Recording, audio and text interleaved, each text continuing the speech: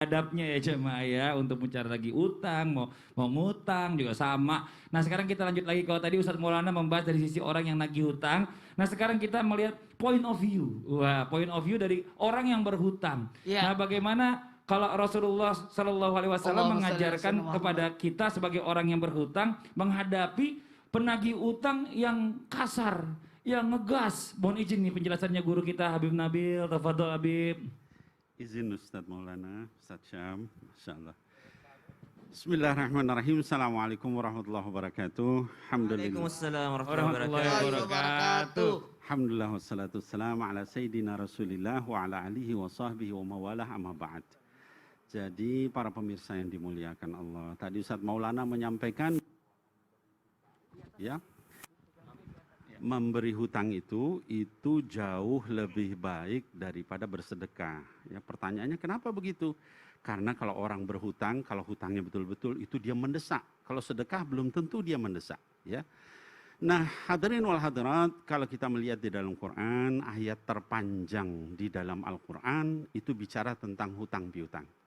Jadi kalau kita lihat, ayat terpanjang dalam Quran bukan bicara tentang sholat, tentang zakat, tentang puasa, tentang haji, tentang ibadah, tentang zikir, tapi tentang hutang piutang. Surah Al-Baqarah 282, kata Allah Subhanahu wa taala, "Ya ayyuhalladzina amanu idza tadayantum bidainin ila ajalin musamma faktubuh." Ya. Wahai orang-orang yang beriman, kalau kalian punya satu transaksi dalam waktu, tenggat waktu tertentu, artinya tidak cash, maka hendaklah wajib dicatat. Nah hadirin wal hadirat yang dimuliakan Allah, ayat ini turun 1400 tahun yang lalu. Bayangkan masyarakat Arab pada saat itu, baca tulis saja masih susah. Tapi Allah sudah katakan wajib dicatat. Ya.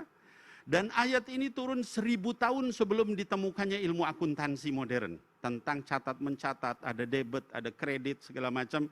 Ya, ilmu akuntansi itu ditemukan 1492 oleh Luco, ya, Pacioli di Eropa. Ini Islam 1000 tahun sebelumnya sudah mengajarkan tentang itu.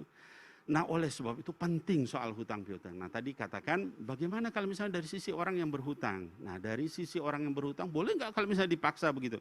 Dalam satu hadis dikatakan baginda Rasul SAW pernah berhutang. Lalu kemudian orang Yahudi yang menghutangi beliau itu datang lalu menarik baju beliau. Ya, ditarik ke atas begitu sambil berkata di tengah orang-orang, bayar hutangmu wahai Muhammad. Ya. Lalu Sayyidina Umar ibn al-Khattab bangkit, ganti menarik baju orang itu pakai tangan kiri dan menempelkan pedangnya di leher orang itu. Ya, kita tahu Sayyidina Umar itu sangat membela kepada Rasulullah SAW. Apa kata baginda Rasulullah SAW? Lepaskan dia wahai Umar. Ya, harusnya kamu bilang sama dia, kalau kamu nagih hutang, tagih dengan cara yang baik. Lalu kamu bilang kepada saya, kalau kamu berhutang wahai Muhammad, maka bayar dengan cara yang baik. Nah, dari hadis ini ma yustafad minal hadith. Ya, apa ilmu fikih yang bisa kita ambil dari hadis ini? Pertama, kalau misalnya kita ngutangin sama orang, jangan dengan cara kasar. Tadi kata Rasul, kasih tahu sama dia, kamu ngutang dengan cara yang baik, nagih dengan cara yang baik. Yang kedua, apa yang bisa kita ambil ilmu fikih dari hadis ini? Kalau kita berhutang, juga harus dengan cara yang baik. Artinya bayar, jangan nunda-nunda. Sampai bikin kesel orang yang tadi itu ya, sehingga kemudian ditarik ya. Nah hadirin wal hadirat yang dimuliakan Allah Subhanahu wa taala, kemudian daripada itu juga ya kita kalau misalnya kita berhutang itu ada beberapa hal yang harus kita jaga ya. Jadi kalau kita berhutang itu hanya dalam keadaan mendesak. Saya ulangi. Hanya dalam keadaan mendesak. Jangan mengada-ngada ya. Kita nggak perlu-perlu amat lalu kemudian ngutang ya. Kenapa? Nanti kalaupun kita meninggal, kalau belum bayar, kita nggak bisa masuk surga. Walaupun kita mati syahid. Mudah-mudahan Allah menjaga kita dari itu.